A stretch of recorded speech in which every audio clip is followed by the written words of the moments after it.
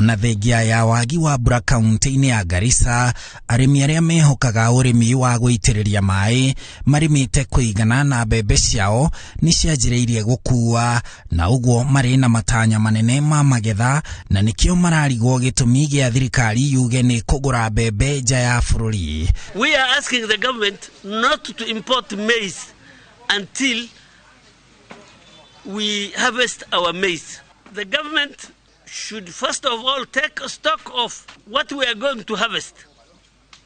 And then after that, add up if there will be something to top up. Kũrũmĩrĩra wagi wa mbura na thogora wa igũrũ wa indo cia ũrĩmi, bũrũri ũratuĩka ndũrĩ na mbembe cia gũtwara kinyagia mwaka ũkĩte, nĩ amu magetha ma mwaka ũyũ nĩ manini, na nĩkĩo thirikari kũhetũkĩra ministry ya wonjoria na minister Moses Kuria ĩrĩga kũhithũria atĩ nĩ gwĩtĩkĩria mbembe cia kuma nja ya bũrũri irehwo bũrũri-inĩ, ona iria ciahũranĩtie bũrũri iria ikũragio na ũũgĩ wa science cia GMO, ikinya rĩrĩa arĩmi aya mararegana narĩo. Sasa hii tumesikia Eldoret mahindi yake iko diari, Kitale,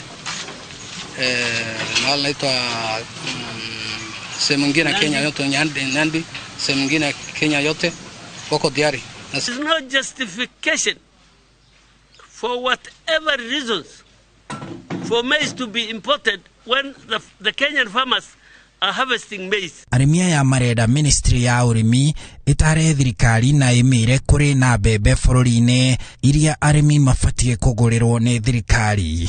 The Ministry of Agriculture has not requested for maize importation. Ya pili, hiyo mahindi sahihi walifanya import inaitwa GMO, na hiyo tunasikia kama wana afya yake si mzuri, waingishe kwa Kenya.